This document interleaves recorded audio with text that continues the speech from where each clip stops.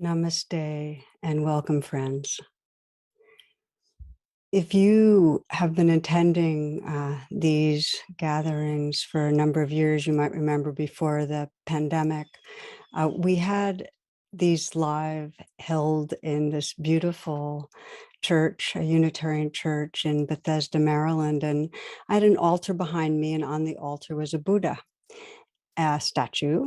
And the story behind this statue is that a friend of mine and I went looking for one in the streets of Provincetown, Massachusetts, and found this in one little shop and this Buddha statue, and really loved it. And we were excited to offer it into our community as a community statue. And so I remember the first class that I held, and it was there. And afterwards, people came up to look more closely. And I saw them over there standing, looking at the statue, kind of like this.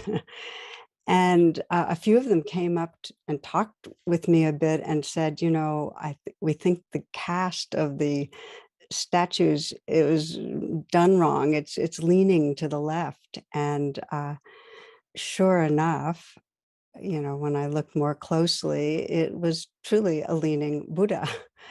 And it turned out this statue became kind of an icon for the community. We called it the Sangha of the Leaning Buddhas, community of the Leaning Buddhas. And it was really helpful that, we're all imperfect. We all have these imperfect casts. And it's kind of a reminder it's not so personal, and that we can hold it with kindness, with forgiveness.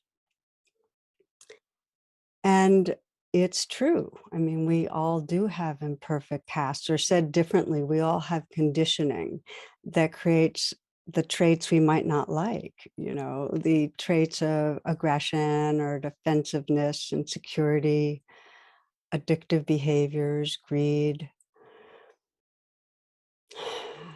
anxiety, depression. It's all conditioned. And yet, as we know, for most, rather than sensing that these are conditioned, the imperfections feel very personal and like real flaws. And we carry the message from way back when of original sin, and that we judge and condemn ourselves for what feels imperfect. I saw a cartoon, a man at a bookstore, and he's in the Bible section and asking the clerk, well, what I need is a translation that won't leave me feeling guilty, ashamed, or in need of changing myself. And I love that. So this is a lead into today's talk and reflections on self-forgiveness.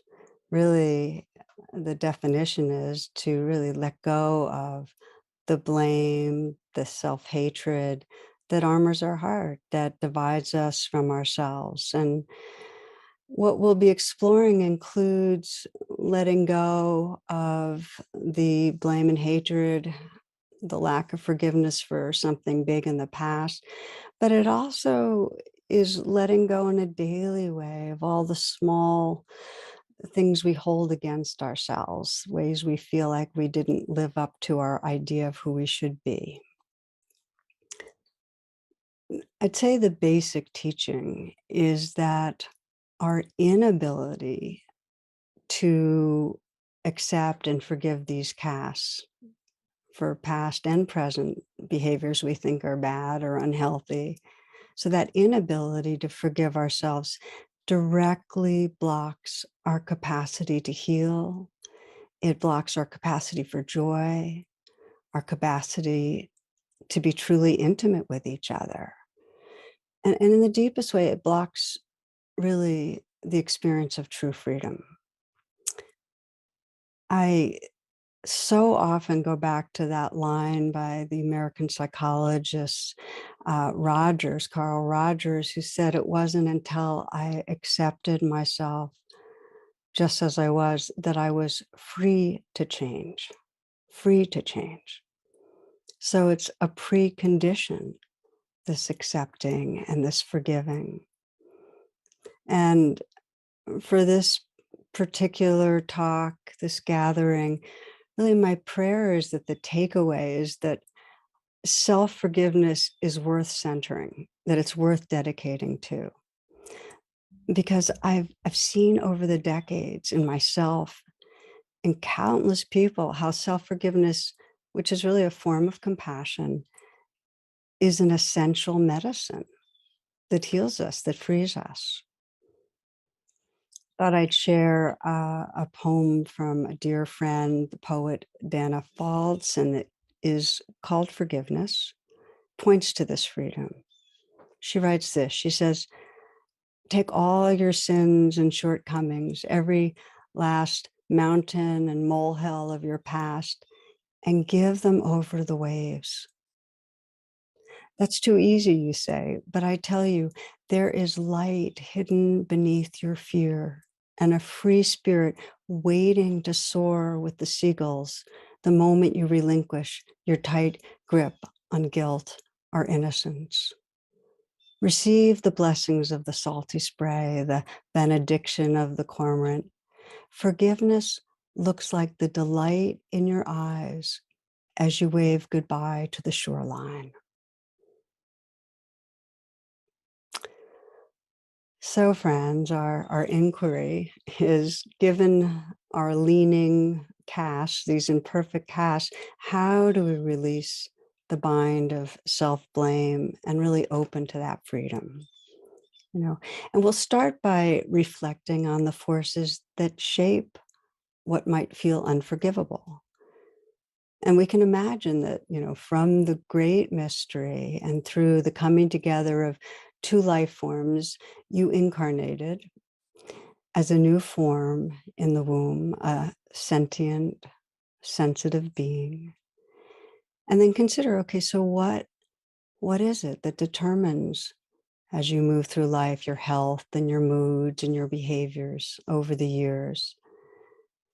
What determines the challenging parts, the alcoholism or the high blood pressure, the difficulty with commitment, or maybe with monogamy, the angry outbursts, the addiction to sugar, or the unwanted weight, the chronic worrying, defensiveness? What determines all that? And so when we look at the forces that shape the cast, what we see is, of course, DNA patterning. We see that. We see for many, and this is increasingly common to start recognizing, generational trauma. We see the capacity of caretakers to be attuned, to create safety, to convey understanding, love. And we know they're limited by their fears, their insecurities. We see that a key element is trauma, early trauma, traumas through life. And then if we look at the wider society, which has enormous impact on how we think and how we feel, how much violence, addiction, greed, mistrust in the culture? And what about the trauma of racial oppression, injustice, and all the other forms of oppression and injustice for non-dominant people? And then we look at the global unfoldings, the enormous impact on our hearts and our nervous systems, the pandemic, of the climate crisis, of war. So we know this. There are lots of forces at work that create our cast, that create the way we lean. So here's the inquiry then. If you bring to mind something about yourself that feels bad or unforgivable, if you bring something to mind, it might be a past hurtful action that's really hard to forgive.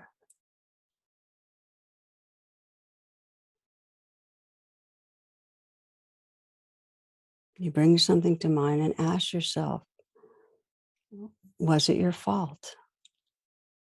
What did it come from? Some basic badness? Really? I mean, could you at that moment have controlled, have determined something different happening? Starting at what point could you have been different?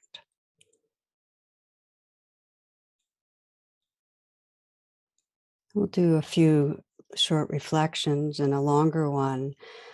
Many of you know the little metaphoric story I tell about walking in the woods and seeing a dog at the base of a tree, and you go to pet it and it lurches at you in a fierce way, fangs bared. And then, you get angry at it, but then you see that its leg is in a trap, its paws in a trap. When we're causing suffering, we're usually suffering.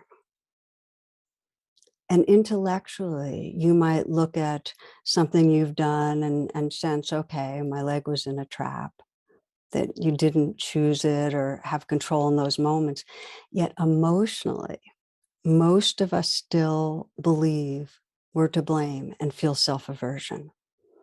We think, well, even though there was a trap, let's say generational trauma, or even though my parents were divorced and they neglected me, or even though there's pervasive racism that affects me daily, I should have been different. Or maybe it's current, I should be different. By this time in my life, I should have worked it out. I should be more perfect. And again, check it out. Check inside. Do you have an ongoing sense I should be different. I should be better. And I ask this because many of us do. Sometimes it's conscious, and sometimes this I should be different is more unconscious.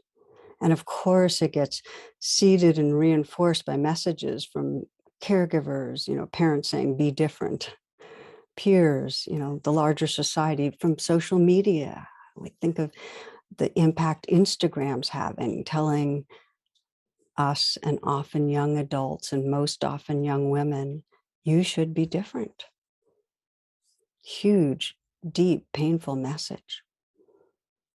So if you've been exploring and on a path of self-forgiveness, you've probably discovered the kind of resistance that we meet when we try to forgive ourselves, the inner objections to letting go of blame. And often they come from a misunderstanding that in some way forgiving means that we're not going to attend to what needs attention. We're not going to really pay attention to the ways we're hurting another person or hurting ourselves, or even that we're condoning. Some of you might remember Jack Handy on Saturday Night Live. He said, the first thing was I learned to forgive myself.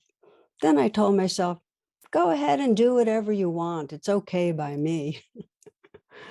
So it's that, that's the misunderstanding that there's some indifference or dissociation or indulgence, and it's really masquerading as forgiveness, but that's what we're imagining. True forgiveness is actually a process that unfolds through a process of deep attending, a kind of courageous being with the wounds and being with the sense of vulnerability underneath what drives behaviors. I'm getting ahead of myself, but true forgiveness is a deep process with a lot of integrity. And what I've seen over and over is that when self-blame and self-hate is released, we gain huge sensitivity to others. In fact, we naturally evolve from the old unhealthy behaviors. But still, the fear is if I stop judging, I won't change. I remember being on a radio interview, and the theme was mindful leadership.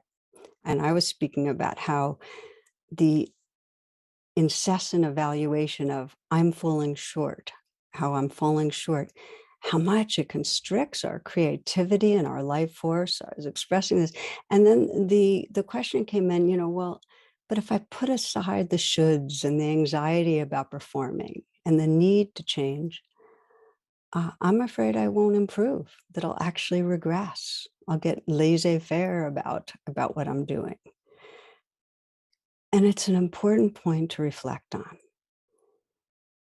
If you're trying to forgive yourself and finding it's hard, it's because there are compelling reasons most of us hold tight to our anxious shoulding and blaming and aversion towards whether it's our addictive habits or the ways we fall short as a parent or partner, being selfish, lose our temper. It's very hard to let go because not forgiving, judging gives us a sense of control. We're sensing like this is the only hope for change. Here's how I can make a difference. I mean, ask yourself again, we're doing just these kind of inquiries. Would you continue to grow, to serve, to contribute without shoulds, without anxiety?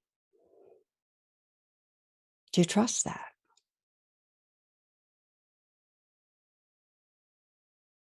And maybe as you reflect, your wise self says yes. But for most, the emotional part of us, the fear-based emotions, say no. And the emotional brain controls most of our thinking and our behavior. I always think of this story when I'm talking about this, the kind of investment in not forgiving of a very capable executive in a firm. And he only had one problem really. And that was at the monthly meeting with shareholders and the president, he would urinate and he'd pee in his pants. And he was hugely embarrassed about it.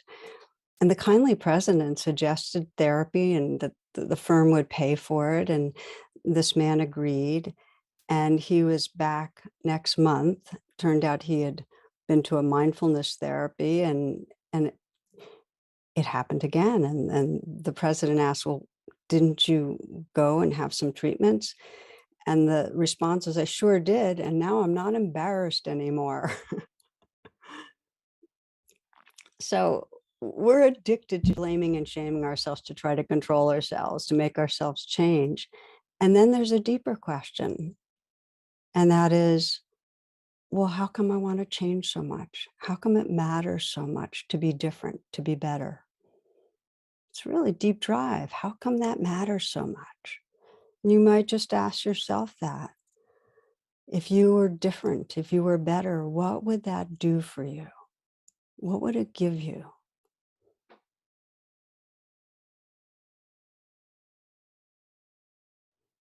And these are the moments, I wish we were live together, my friends, because I'd love to hear the different flavors of what you sense it would do for you to be different, to be better. What I found is that the common denominator is that if we were different and if we were better, then we'd be more lovable. We'd feel our belonging. We'd trust our belonging. And the opposite, feel the bad feelings about ourselves, falling short, risks our belonging. If we don't change, we might get rejected or exiled. And I want to just take a little more time on this link between our experience of belonging and our experience of shame. And in particular, how if we don't feel belonging, it goes hand in hand with shame, that there's this bad, unforgivable self, that our feelings of failure and shame, that pain is the consequence of our badness. It's because of the loss of belonging. We got kicked out of Eden. And what I've seen is the more we've already felt kicked out, rejected, abandoned, abused, the more we get locked into a sense of personal badness, that we're unforgivable. And the two areas where this is most obvious, the first is with childhood trauma. Trauma disconnects. That is what trauma does. It's severed belonging. And when we're traumatized in those moments, we contract into a powerless, endangered, separate self. And when it happens to young children, they assume that experience of severed belonging happened because of some badness in them. This has been found over and over again. The trauma equals something's wrong with me. And then that gets compounded growing up because the continual symptoms of PTSD, that come up are confirmation, oh, something's wrong with me. And then the behaviors that come around trauma, great shame and judgment. So, as I mentioned, it's very difficult to release the shame and judgment and blame, the lack of forgiving when there's been early trauma, because it gives the survivor some sense of agency. Maybe I can judge myself into being different, being acceptable, being lovable. And then letting go of judging, forgiving would mean resigning into badness, losing any hope of belonging. Again, as I say these things, check them out if this relates to your life. Another example of severed belonging and the shame, the bad about self-feeling, is through the trauma of both generational and ongoing trauma of those in non-dominant groups. I mean, the most stark, I think of people of color in the United States. And I read, I hope many of you have read Caste by Isabel Wilkerson. There's a story in it. It happened in 1944, World War II. Teens in some high schools were asked what to do with Hitler after the war. It was kind of a contest. And a 16-year-old won. She wrote, "Put him in black skin and let him live the rest of his life in America." As a white woman, I sometimes imagine living in a world like ours, but different, where white is at the bottom. I imagine this a lot. And where every institution, whether it's education, justice, health, is constantly sending the message to me and other white people: you're inferior, you're not as intelligent, you're immoral in some ways, you're bad. And it gets internalized. The same message gets sent to self. So I'm just giving you two examples: childhood trauma, racial trauma. When there's severed belonging, it comes hand in hand with a sense of personal badness. And you might scan your own life. We all have our own ways of feeling severed belonging, whether it's from family, our peers, our society, ways we feel on the outside, like we're not a part of. And to whatever the degree, we can get painfully hooked on the sense that it's because something we've done, some way we are, is really not okay, is unforgivable.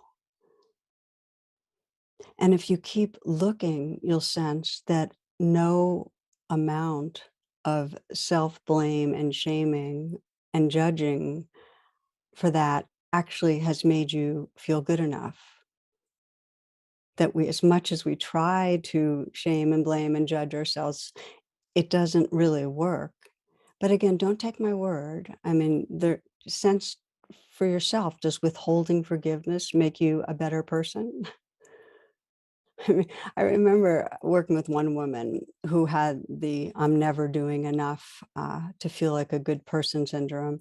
And for years, she worked in Asia with women in extreme poverty and still felt in some way she wasn't giving enough. And the breakthrough for her was when a therapist said, "Okay, well, share with me what would be enough. What would be enough?"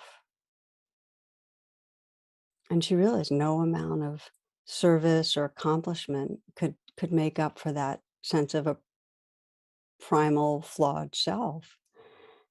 And many of us know this, that we might feel temporarily redeemed by a good behavior or accomplishment, but it's so fragile. The next stressful reactive episode and we're back in the red again, judging and striving and trying to be better. It just doesn't work. So in the most basic ways, this pattern of not forgiving ourselves, of locking into failure and self-blame, it takes us away from the very presence that can heal. It cuts us off from the creativity, the heart, the clarity, the attunement. One woman shared a story This is a mom very into organic foods and a healthy lifestyle, and very much that was very much a part of being a good parent. And one day she hadn't gotten to the grocery store. She was exhausted. And she writes, she says, I looked for what we could possibly eat for dinner, and thank goodness there was a frozen pizza in the freezer. Okay, guys, we're having frozen pizza for dinner.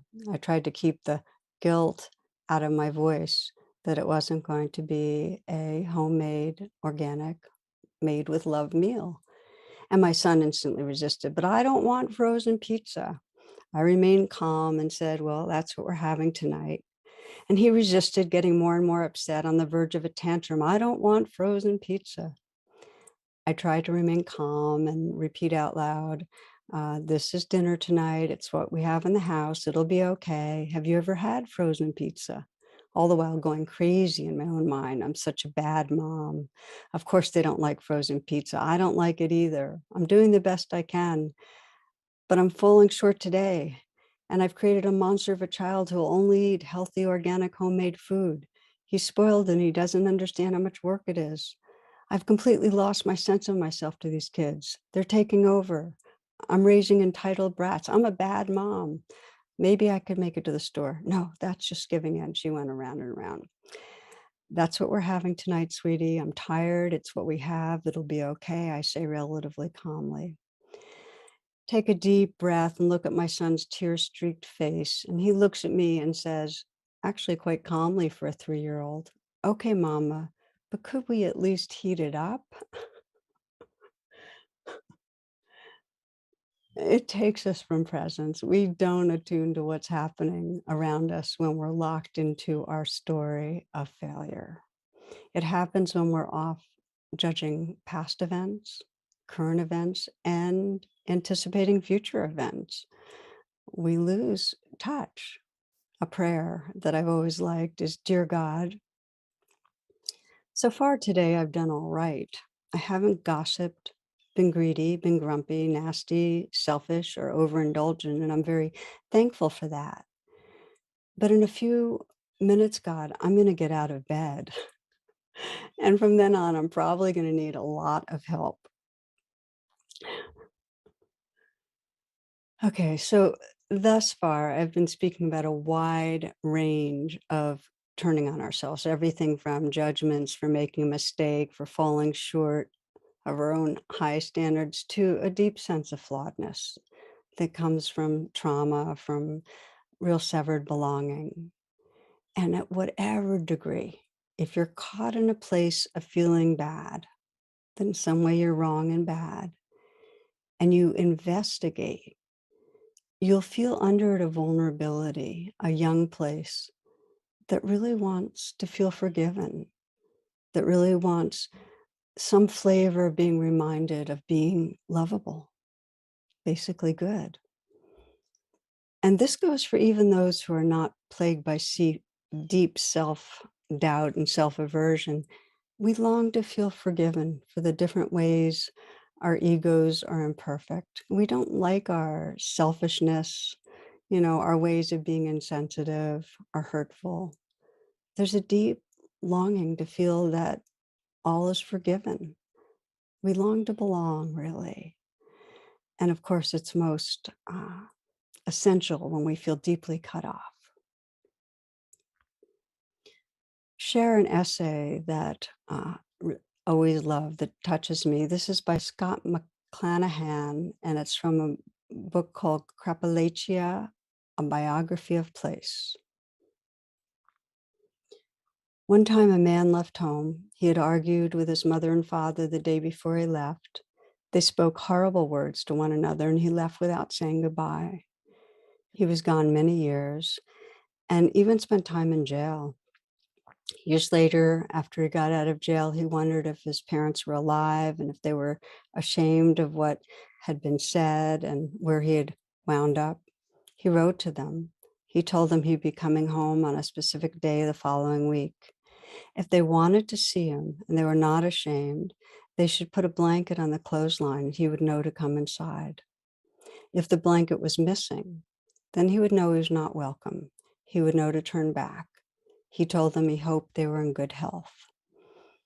The man arrived by rail the next week. He was nervous when he stepped off the train. There was no one there to meet him.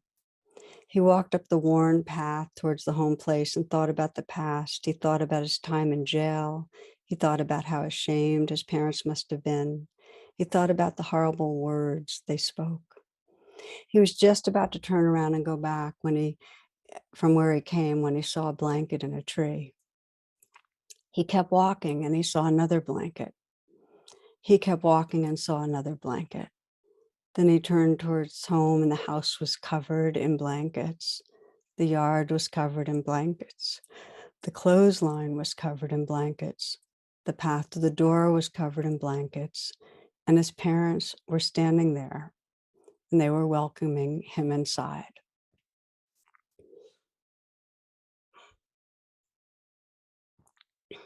Blankets of forgiveness. It always gets to me, that story. It's a kind of archetypal experience of feeling the severed belonging and just that deep longing to be reconnected, to be welcomed back into the fold. There is a vast, forgiving heart space that's here within each of us. It's a powerful part of our path to wake that up, to forgive, to embrace the rejected parts.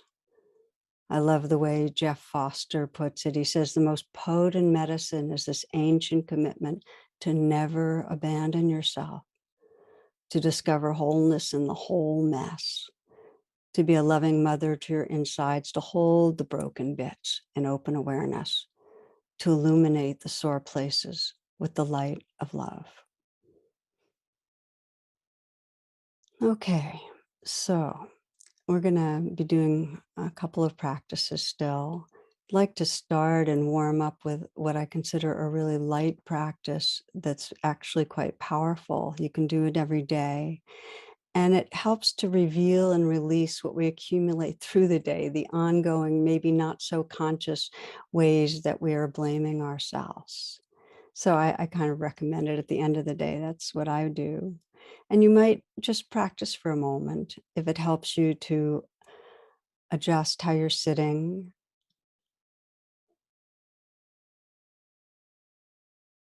to either close the eyes or let the gaze be soft,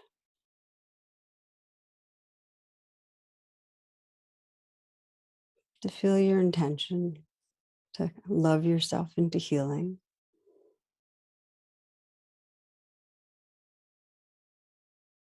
And then to review this day so far. And if you're at the very beginning of a day, perhaps the day before,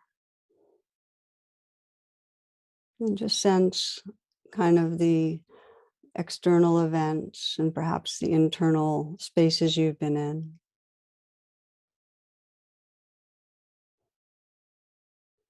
And as you do, just sense, is there anything here between me and really feeling at home in myself, feeling aligned, feeling a basic sense of goodness? So you scan and just notice if there's anywhere that there's a kind of undercurrent of judgment, or maybe it's very explicit. And if you find a place like that where you don't like the way you were, that aversion's still here in your body, then as you see it, and if it helps you put your hand on your heart, I always find that's helpful. Just notice it and just whisper the words forgiven, forgiven, or whatever resonates. It might be letting go, letting go. Because forgiveness is like opening that clenched fist of anger or hate, just letting be. It's okay.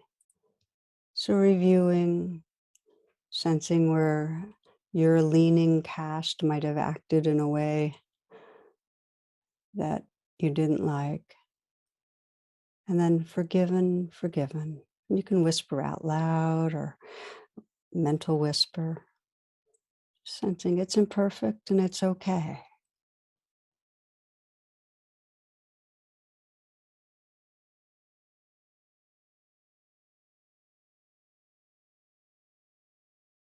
And if you encounter something that's really difficult to feel forgiveness towards, just send your wish to let go.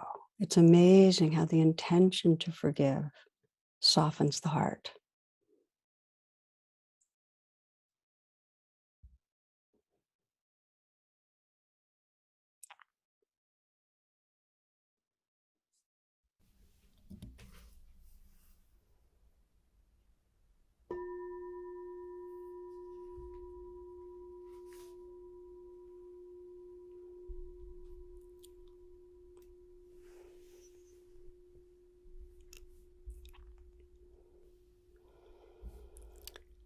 Okay, so what about when it really is not easy to forgive? When blame has a real foothold and it's a reaction to a very deep sense of badness, fear, vulnerability. There's that quote, everyone thinks forgiveness is a good idea until we really have something to forgive.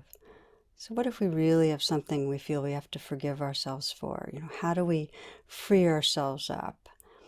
And the last practice we'll do is exploring awakening forgiveness through rain, how we can go deeper in the letting go process. And I'll first give you a story, share a story that shows how it happens, and then we'll practice together. And this is a woman I worked with some years back who had had a very difficult marriage. And while her daughter was growing up, she had had several affairs. She had gotten very immersed in her work, which had to do with TV news, and also struggled with prescription drugs. So lot of struggles internally, divorced when her daughter was 15. And her daughter really bonded with her father, insisted on living with him, and considered her mother a narcissist. And there was a lot of hostility. So I began working with this woman when her daughter was 30. And her daughter was having her own struggles with depression, with anxiety, with bulimia, and she was 3 months pregnant. The woman in that interval had practiced meditation, done some therapy, was much more self-aware. She was in a 12-step program. She really wanted that kind of inner healing that would let her connect more and be there for her daughter, her grandchildren. And yet when she'd visit, and they could visit together now, it was still really painful. She felt a lot of self-consciousness and really under that just guilty, bad person. And she told me that I can't forgive myself for my self-absorption and having been such a bad mother and having hurt her. And I asked her, well, what would be wrong with forgiving? And she said, I'd be getting away with something bad. I don't deserve it. And then I asked her a follow-up question, and these are questions you can ask yourself. I said, so what's the effect of not letting yourself get away with it? I mean, does judging and condemning make you less self-absorbed? Are you more loving and open-hearted? And as you can imagine, she shook her head no. So we went deeper and began to practice rain with this. And she got in touch with a memory of being a bad mother that was very acute, difficult to be with. And for those of you that are unfamiliar with RAIN, the acronym is for recognize, allow, investigate, and nurture. And the recognize of RAIN, where we started, was she recognized her self-judging voice in her mind, the harshness of it, and the self-aversion that she felt in her body. And the allow is just to let it be there. It's like saying, okay, this is part of the mix. These are waves in the ocean. So she recognized and allowed. And then for the I of RAIN, investigate, I asked her what she was believing about herself, about her daughter, and she's basically believing, I am not a loving or good person. I'm self-absorbed. And along with that came in the body a very deep shame, a sense of badness. It was like this dark, empty hole in her belly. And I asked her, how long have you been living with this sense of badness and shame? And she told me about a little bit of backstory of being young. Her mother was an alcoholic and her father left when she was young. And she locked into the sense of I'm a nuisance, I'm a burden, you know, I'm hard for my mom. She was a wild teen. She was looking for attention and approval and love and in the wrong places. And she said, I never felt like I deserved attention or love.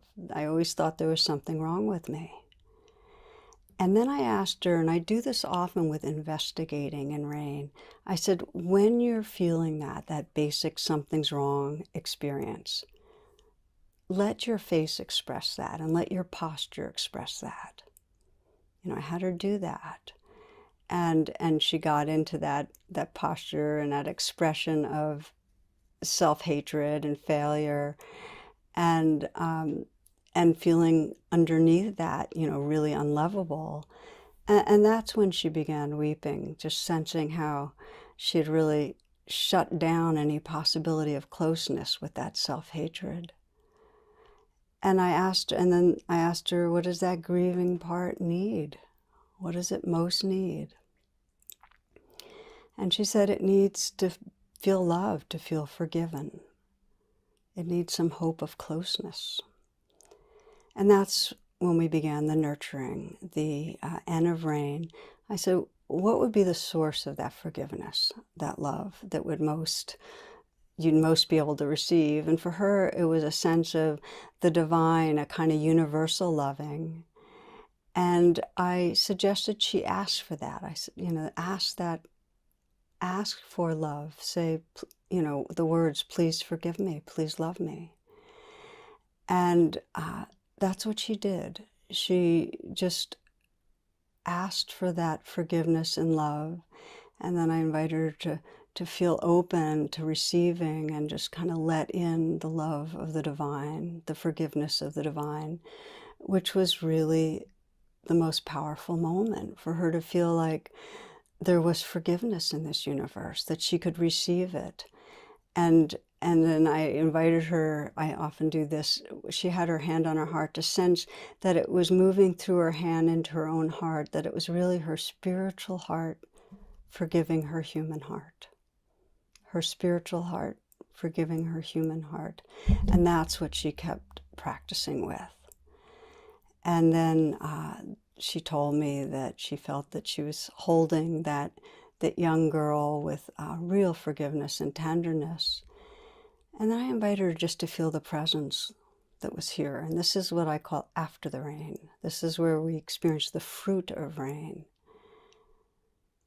Asked her to feel that presence. And then I put forward this question. I said, who would you be if you didn't believe something was wrong anymore? This is a question I'm going to ask you to ask yourself. Who would you be if you didn't believe there was something wrong anymore? And her response was, you know, she said, oh, Tara, my heart would just be so open, so free.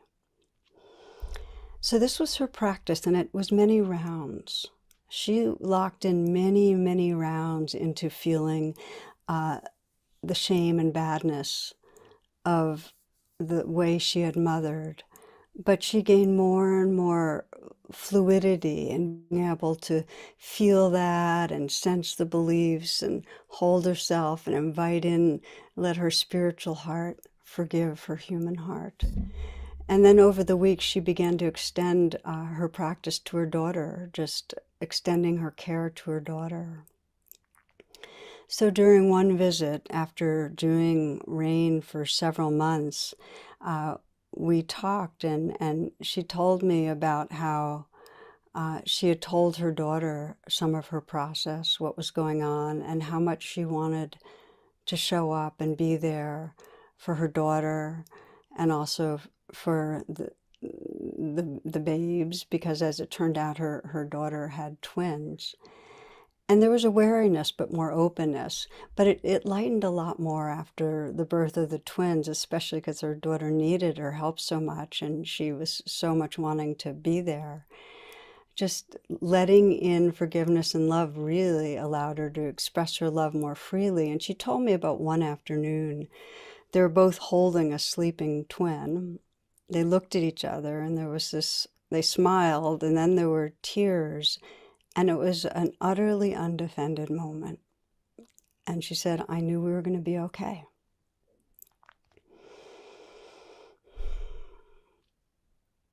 There are so many gifts of self-forgiveness.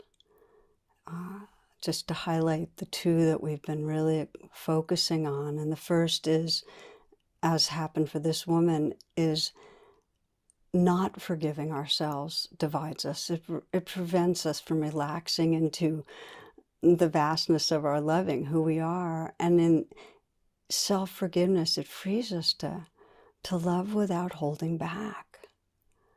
It lets our heart open into its naturalness. So that's really the first gift. And the second is, when we don't forgive, it locks us into a sense of who we are that's very limited, that we're this separate self that's really defined by deficiency. You know, we are defined by the caste of the leaning Buddha, and we forget the Buddha nature, the spirit. And so that question, who would you be if you didn't believe something was wrong? Only when we forgive ourselves do we open beyond that limiting identity to taste the mystery of who we are. That timeless, formless, loving awareness that's beyond any leaning caste. My friend that I mentioned is one amazing poet, Dana Falds, has a verse that I'm going to share with you. It's slightly adapted. She writes, forgive yourself. Forgive yourself. Now is the only time you have to be whole. Now is the sole moment that exists to live in the light of your true nature. Perfection is not a prerequisite for anything but pain. Please, oh please, don't continue to believe in your stories of failure. This is the day of your awakening.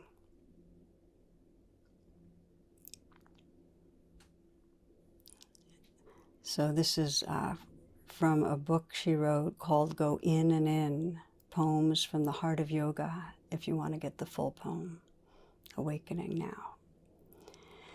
Self-forgiveness is the pathway to realizing the mystery of who we really are, and we can't force it. It's an organic process, but you can let this be your deep aspiration. You can explore surrendering the imperfect castings over and over into the waves, into a larger truth. So let's practice, friends. Let's explore a bit. This practice is the rain of self-forgiveness. And as always, I invite you to take a moment, move around a little bit, feel your body, so that as you become still, you feel like you're in a position that allows you to be relaxed and awake.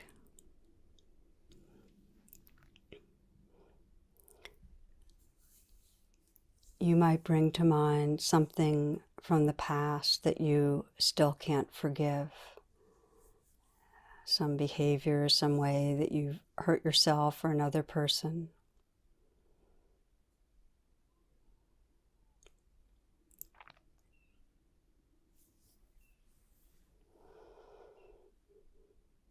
And as you bring this to mind, as kind of a witness, just notice the worst thing about it, what you've been holding as the worst part of it.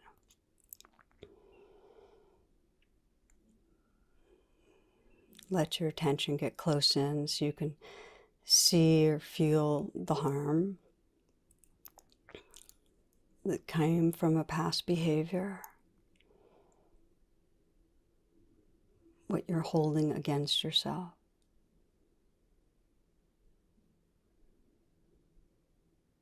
And begin rain with the recognizing of what the strongest feelings are that come up.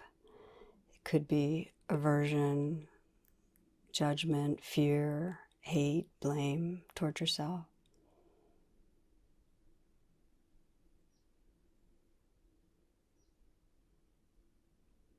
You might mentally whisper what you're aware of, what you're noticing. And then the A is to let it be there,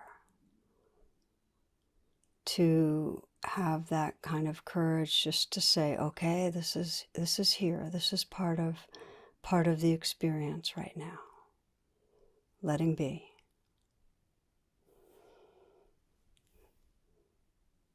And that'll allow you to begin to investigate and just to ask yourself, okay, so what am I believing about myself?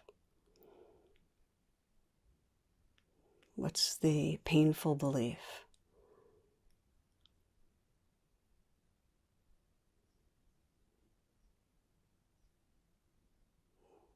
And as you sense into what you're believing, see if you can feel how it's experienced in your body when you're believing that. You might notice where you're feeling it. Throat, chest, belly.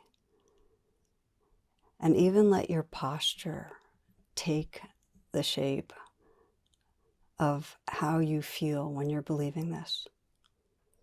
And let your face express it and feel your face from the inside.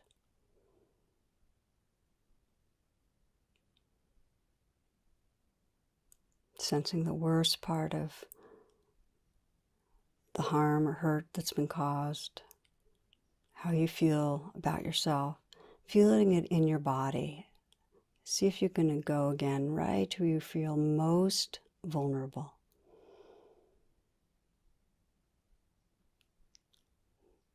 Where you feel that badness, that something's wrong feeling. And if it helps to keep yourself company by having your hand on your heart as you investigate, because that brings in some kindness and can help stay connected with the vulnerability. You might sense how your leg was in a trap. What was driving the behavior that you're judging? Was it fear, hurt, confusion, some deep unmet need?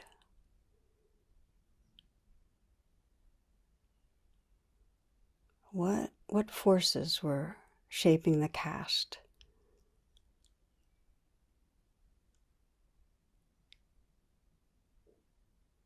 Just include that in a wise awareness. Sensing, could that part of you, that self back then, have been different in the moment? So you really sense the leg in the trap.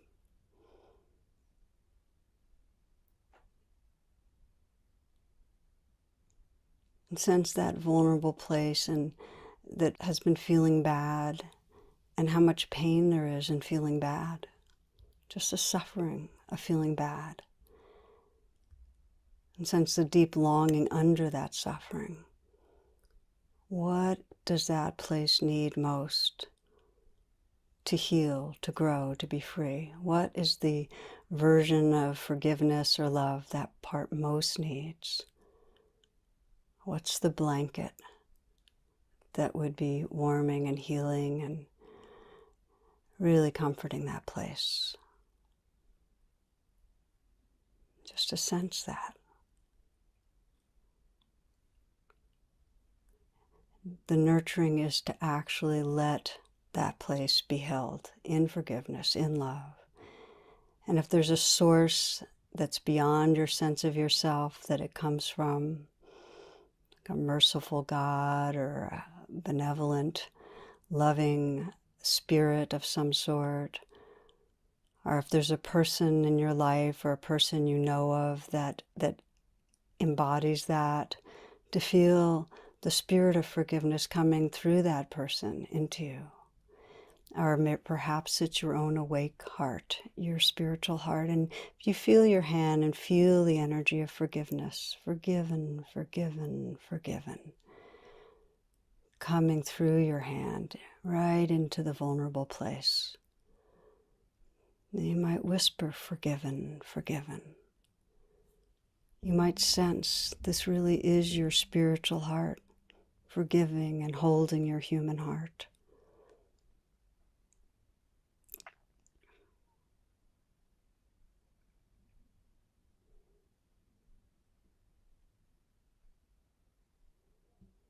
Forgive yourself. Now is the only time you have to be whole. Now is the sole moment that exists to live in the light of your true nature. Perfection is not a prerequisite for anything but pain. Please, oh please, don't continue to believe in your stories of failure. This is the day of your awakening.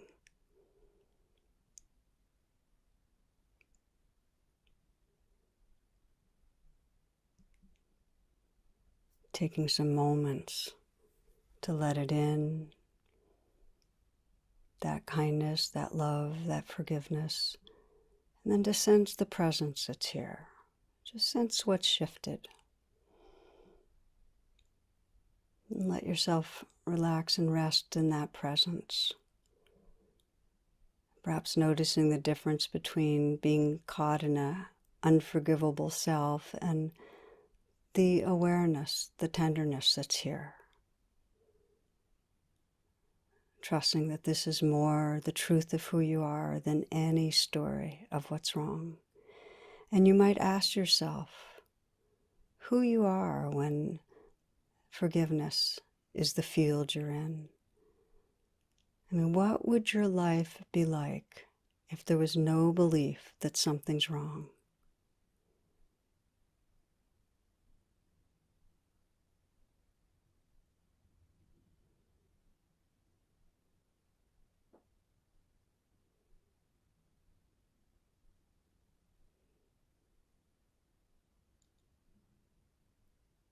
And you might close by sensing your heart's aspiration for healing, for living from the freedom of a forgiving heart.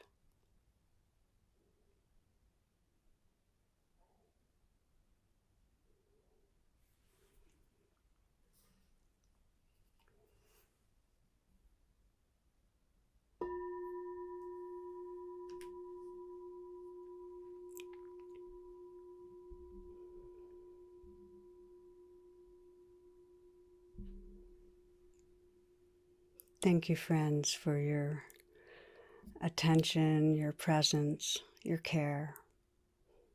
Deep prayer that we all might free ourselves from the binds of self-judgment, self-hatred, and live from love.